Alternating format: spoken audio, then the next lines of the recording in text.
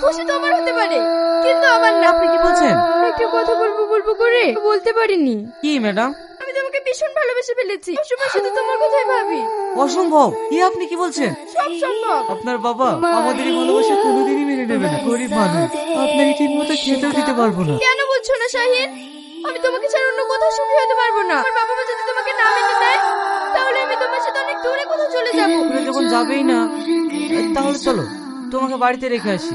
না, আমি যাবো না। আজ আমি তোমার সাথে সারাদিন গল্প করবো। সালমা, বিশ্বাসঘাতক! তুই আমার মেয়েকে স্কুল নিয়ে যাওয়ার নাম করে আমার মান সম্মান নিয়ে ছিনিমিনি খেলছিস। আব্বা, ও আমার ক্লাস আসছে, ওকে এখানে নিয়ে এসেছি। চুপ, চল বাড়ি চল।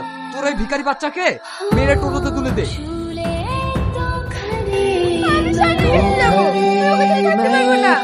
তোমাকে বলে দিচ্ছি, তোমার মেয়ে জানে বাড়ি বাইরে না হয়। যদি বেরিয়েছে, তোমার কপালে কষ্ট আছে।